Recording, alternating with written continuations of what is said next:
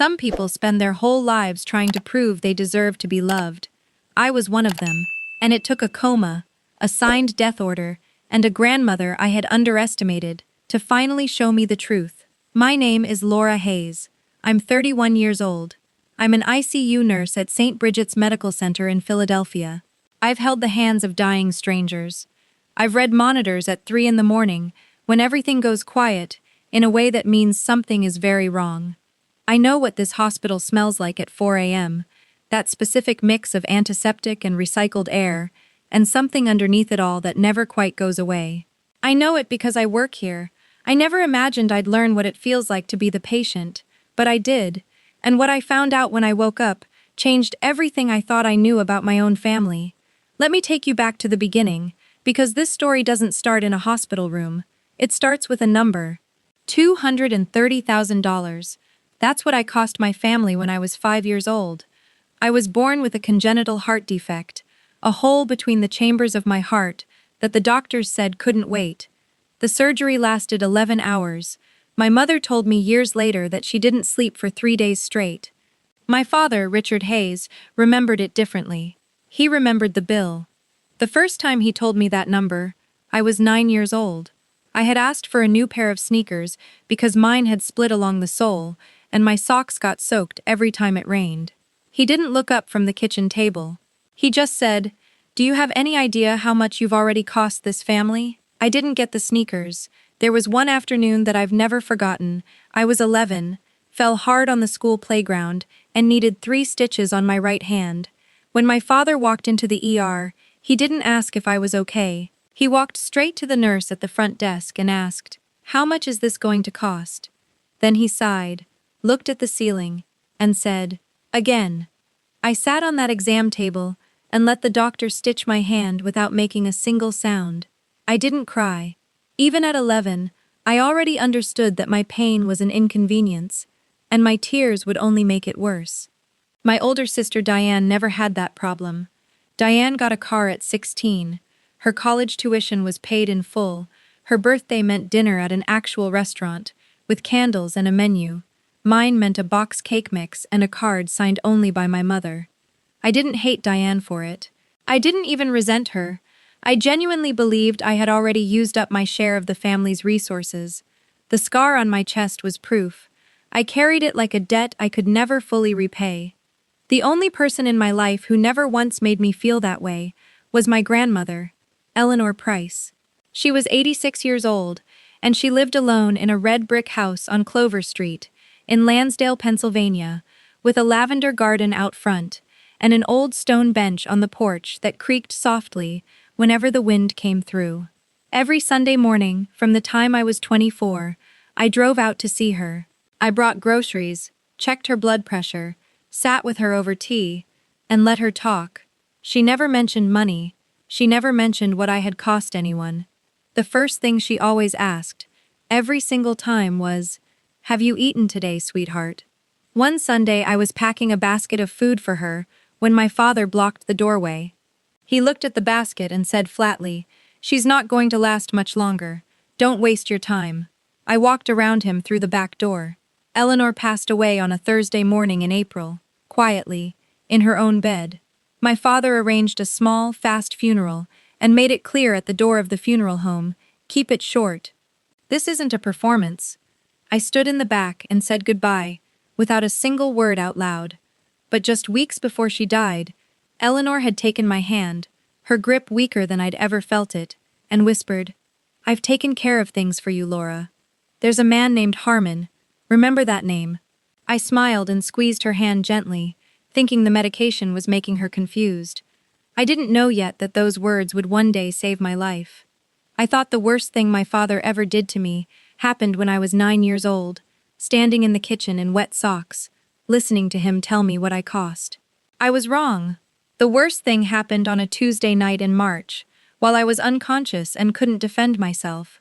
It was 4:23 in the morning when I turned onto Route 309 heading home. I had just finished a 13-hour shift, and my brain was doing the kind of math that only makes sense when you're that tired. 5 hours of sleep if I skipped breakfast, 4 if I showered. I was calculating which one I could live without when I saw the headlights. They were coming fast, way too fast, cutting straight through the red light without slowing down at all. I didn't hear the impact. There was no sound, no crunch of metal, no breaking glass that I can remember. There was just a flash of white light, and then nothing. The pickup truck hit the driver's side door at 55 miles an hour. Paramedics told me later I was conscious for about 40 seconds after the crash, long enough to say my name. Then everything went dark. The trauma team at St. Bridget's, my own hospital, the place where I clocked in 5 days a week, worked on me within the hour. Brain swelling, 5 broken ribs, internal bleeding that wouldn't stop. They needed a second surgery, a specialist, more time in the operating room, and someone had to authorize it. That someone turned out to be the worst possible person. The front desk logged my father's arrival at 11:02 that night. He had been called at 10:45. 17 minutes, door to door. Under different circumstances, you might call that fast. But Richard Hayes did not go to my room. He did not ask a nurse how I was doing. He did not look through the glass at his daughter lying with tubes in her throat. The first thing he said when he walked through those doors was directed at the security guard near the entrance. "Where's the billing office?" He found Dr. Stephen Carr in the hallway outside the surgical wing. Carr walked him through the situation carefully. The injuries, the second surgery, the estimated cost between $190,000 and $250,000, and the fact that insurance would only cover a portion. Richard listened without expression. Then he said, "She doesn't have a healthcare proxy on file. I'm her father. That makes me the decision-maker." Dr. Carr nodded slowly. "That's correct, under next of kin protocol." And then my father said the words that Meg Sullivan, our charge nurse, heard clearly from behind the station counter not 10 feet away. "Let her go. We're not paying for this. She has been a financial burden her entire life." Dr. Carr went still. He looked at Richard for what Meg later described as 7 full seconds of silence. Richard did not look away. Not one muscle in his face moved. He picked up the pen, signed the "Do Not Resuscitate" order at 11:31, set the pen down and asked, "Is there anything else that needs my signature?" Then he walked to the elevator and left the building. He never looked toward my room. Meg stood behind that counter with both hands gripping the edge of the desk so hard her knuckles went white. She told me later she wanted to scream. Instead, she sat down, opened my employee file, and started reading. Every nurse at St. Bridget's fills out an emergency contact packet during onboarding. Most people skip the healthcare proxy section. I didn't. 3 years earlier, I had designated my closest friend from nursing school, Christine Owens, as the person who could make medical decisions for me if I ever couldn't make them myself. Meg found Christine's name and number in under 90 seconds. "Self," she called at 11:49. Christine picked up before the second ring was finished. Meg told her everything: the accident, the coma, the surgery that needed approval, and a father who had just signed an order to let his daughter die. Christine said 4 words. "I'm already on my way." She drove hard through the dark, and somewhere on the highway, a police officer pulled her over for running a light. She rolled down her window before he could speak. "My best friend is dying, and her father just signed paperwork to let it happen. I need to get to St. Bridget's right now." The officer looked at her for 3 seconds, then turned on his lights and escorted her the rest of the way. Christine walked into that hospital at 1:08 in the morning, showed her identification and the proxy document she had kept in her filing cabinet, and revoked the DNR on the spot. Dr. Carr scrubbed in within the hour. My father was already home by then, asleep in his own bed, certain that by morning he would be receiving a very different kind of phone call. Before her shift ended, Meg sat down and filed a formal incident report. Every word Richard had said, every timestamp, every detail. She locked her computer, went to the break room, and sat alone for 20 minutes. Then, she went back to work. Richard woke up the next morning and waited.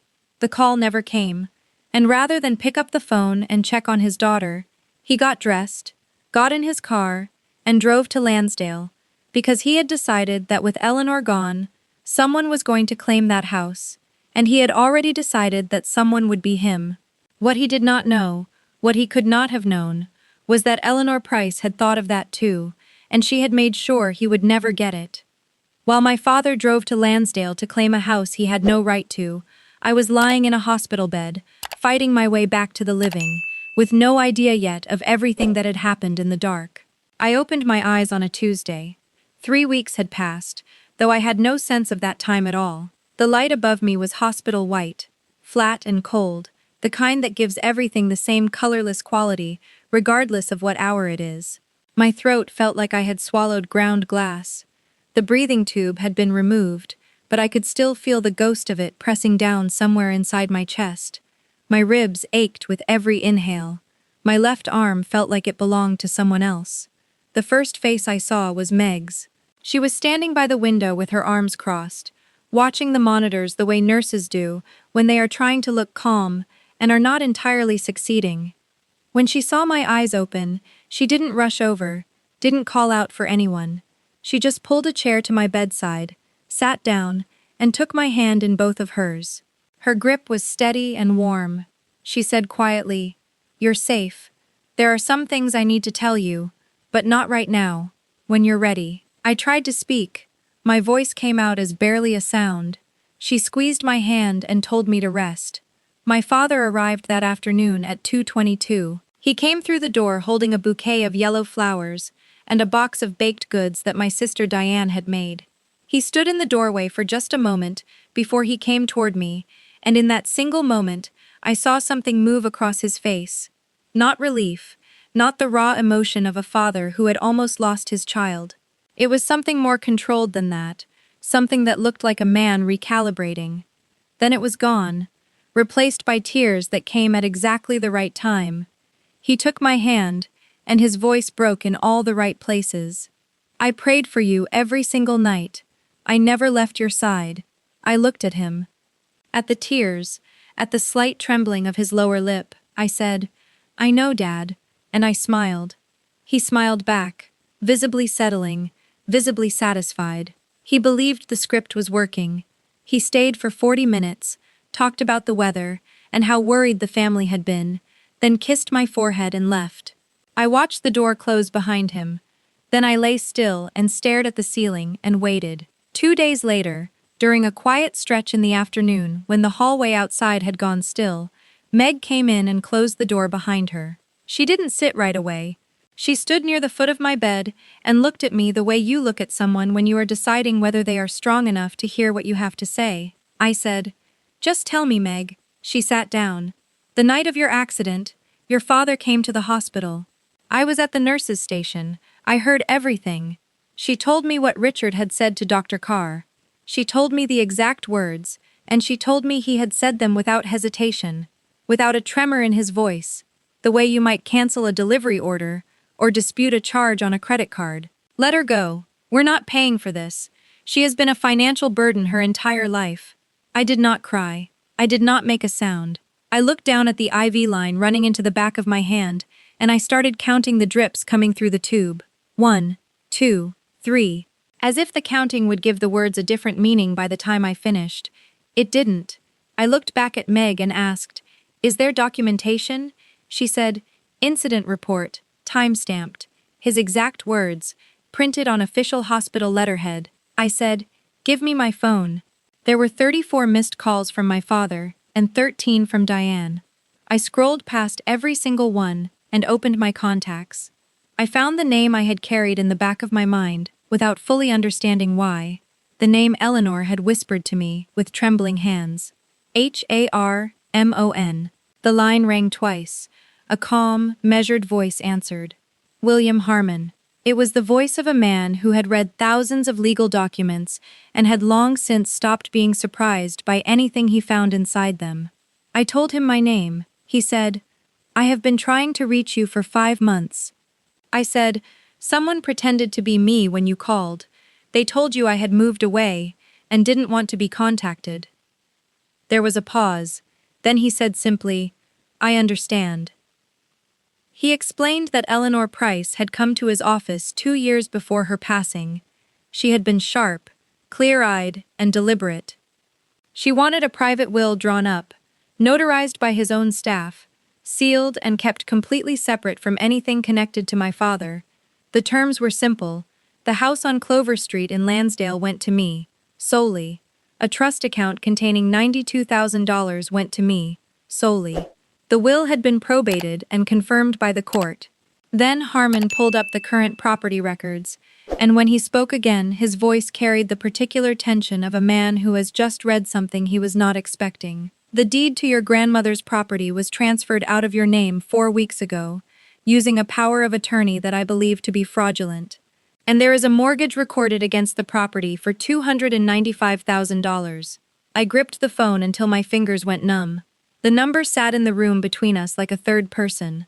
I reached for the pen on my bedside table. My hand was not shaking. I don't entirely know why.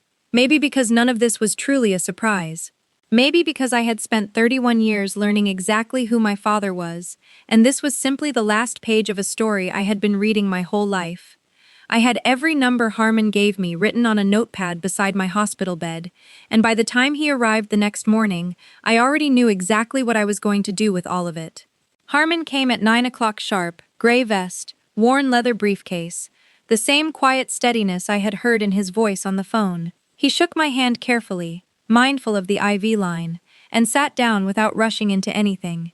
He opened the briefcase and placed a white envelope on the blanket in front of me. Eleanor's handwriting on the front, thin but deliberate, just one word: my name. I broke the seal and unfolded the single page inside. She had written it by hand, and I could tell from the way the letters pressed unevenly into the paper that it had cost her something to do it. She wrote that she knew my father would try to take everything, that he had already taken from her over the years, her retirement savings, money she had set aside quietly, things she never told me, because she was afraid of breaking what was left of the family. She said that silence had been her mistake, and she was asking me not to repeat it. She said the house was mine, that Harmon had everything I needed, and that I was stronger than she had ever been.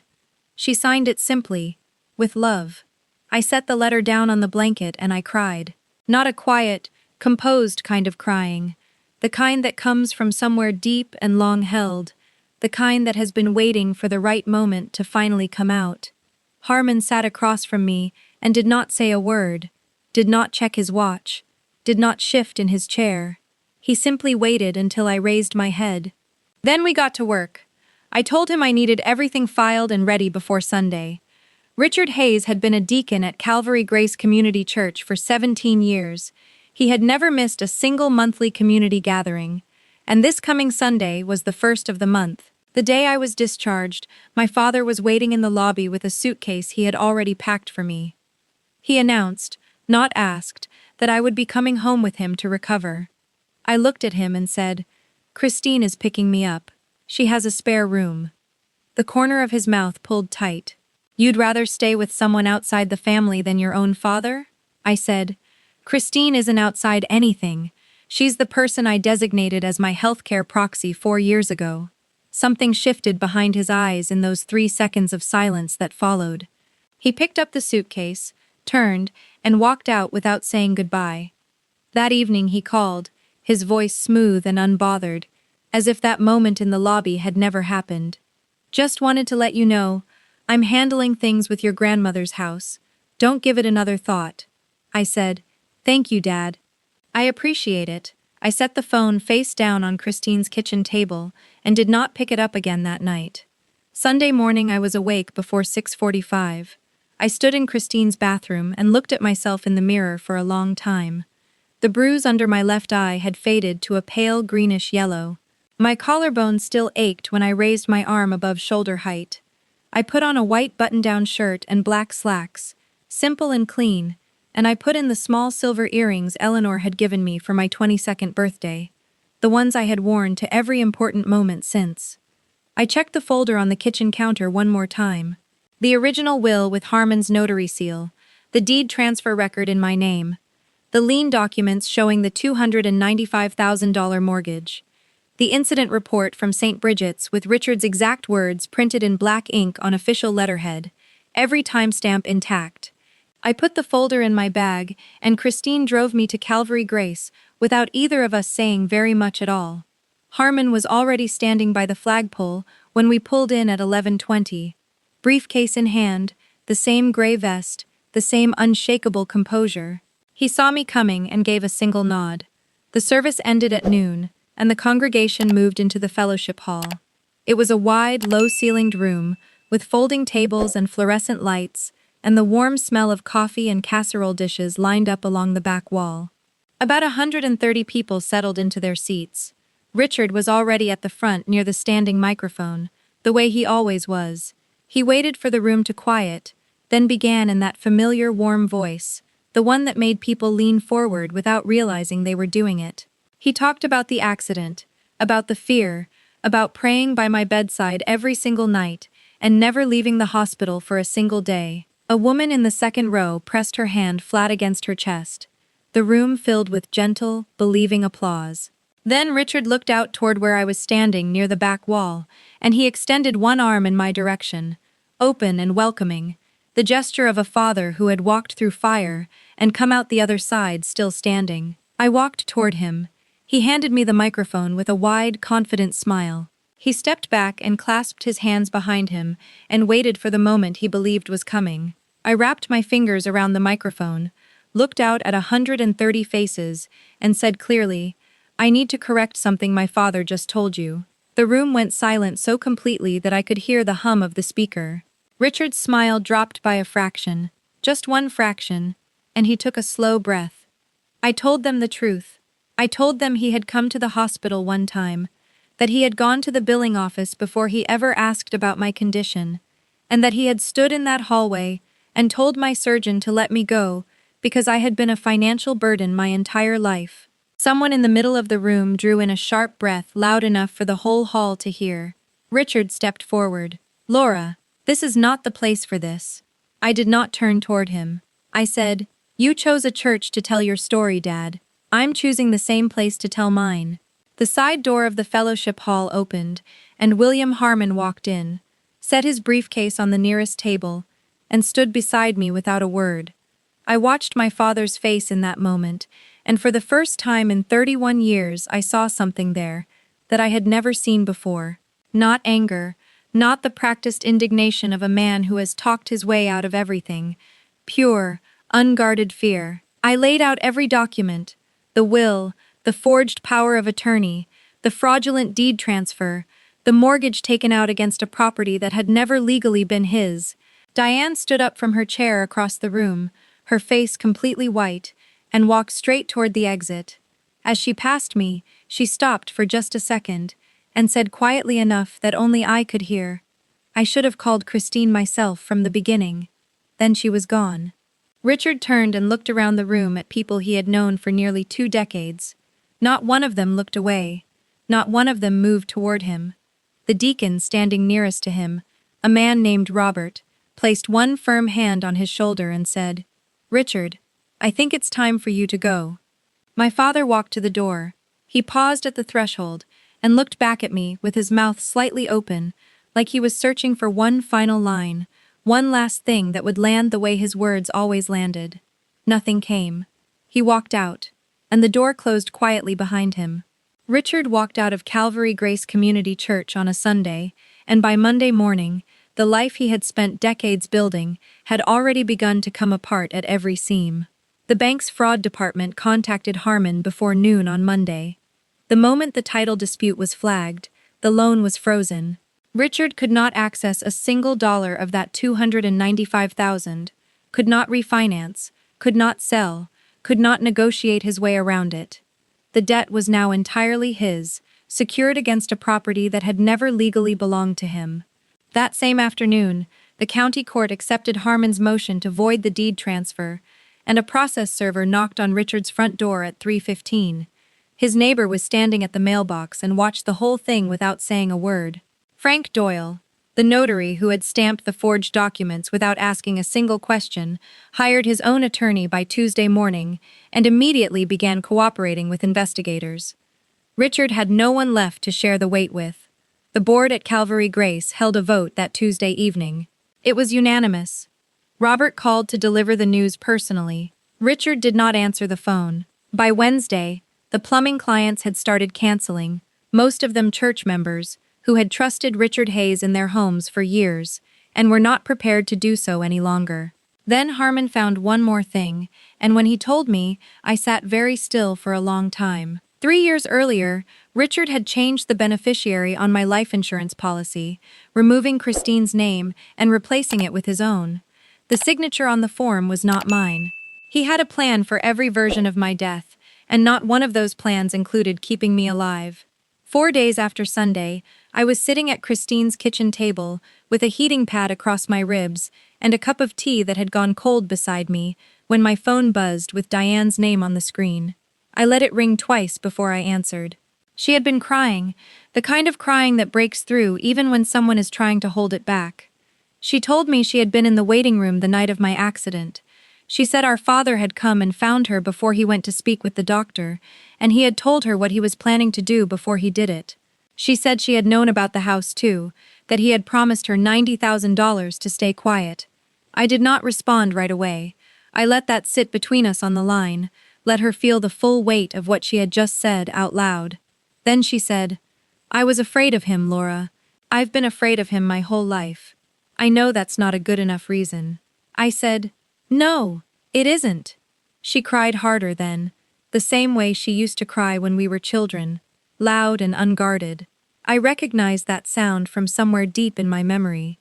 When we were small, that sound made me want to fix things for her, to close the distance and tell her it would be okay. I did not feel that now.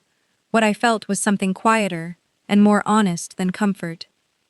She told me one more thing before we finished. Eleanor had written her a letter too, sealed, delivered through Harmon after the will was probated.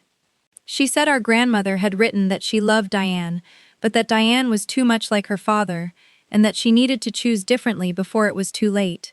I asked her, "Have you chosen differently?" The line went quiet. We both already knew the answer. I said, "The door isn't locked, Diane, but you have to knock on it yourself." Then I said goodbye. Richard accepted a criminal plea agreement several weeks later. Probation, full financial restitution, no prison time in exchange for his cooperation. He sold his house. It was not enough to cover what he owed. The remainder would follow him for years. He moved into his younger brother's place in Allentown. I heard this through a cousin and did not look into it further. He called me once during that period. His voice was flat and emptied out in a way I had never heard before. He said, "You destroyed me." I said, "No, Dad, you did that yourself. I just stopped covering it up for you." I hung up and I did not wait to see if he would call again. On a Wednesday in late November, Harmon called at 10 in the morning to tell me the court had finalized the ruling. The deed to Eleanor's house was back in my name, fully and permanently. I thanked him. He paused before hanging up and said, "She would have been very proud of you." I drove to Lansdale that same afternoon. Red and orange leaves were coming down along the sidewalks, covering the curb in front of the brick house on Clover Street, in a way that made the whole block look like it was resting. The lavender garden out front had grown a little wild during the months no one had tended it, but it was still there, still holding its shape, still faintly fragrant even in the cold air. I put my key in the lock, my key, in my lock, in my door. I stepped inside. The house smelled of dried lavender from the small sachets Eleanor had tucked into every drawer and closet. The scent of a woman who had thought carefully about everything, who had planned for exactly this moment, long before I had any idea it was coming. On the mantel above the fireplace, there was a framed photograph of the two of us, sitting on the stone bench out front, squinting into the afternoon sun, both of us smiling at whoever was holding the camera. I don't remember who took it. I sat down in her old rocking chair, and I did not turn on a single light. I did not reach for my phone. I just sat in the quiet and let the house settle around me. For the first time in my life, I was sitting inside a place that was genuinely mine. Not because I had earned someone's approval, not because I had made myself small enough or quiet enough or grateful enough, but because someone had loved me steadily and completely and had made absolutely certain that love would still be protecting me long after she was gone. I used to believe that being a good daughter meant absorbing everything, every guilt trip, every reminder of what I had cost, every time my father said that number like it was a sentence I was still serving. I believed that silence was the price of belonging. I was wrong. Setting a boundary is not revenge. It is not cruelty. It is simply the decision to stop letting other people's choices become your permanent condition. Eleanor did not teach me that with a lecture or a confrontation. She taught me with a letter, a house, and a man named Harmon who answered the phone on the second ring. If you are listening to this and you recognize something in this story, something in the guilt, or the silence, or the bone-deep feeling that you owe people who have only ever taken from you, I want you to hear this clearly. You do not owe anyone your health. You do not owe anyone your home. And you absolutely do not owe anyone your life. I still go to church, by the way. A different one, smaller congregation, friendlier coffee, and I sit in the very front row. Not because I need anyone to see me, but because I am done disappearing into the back.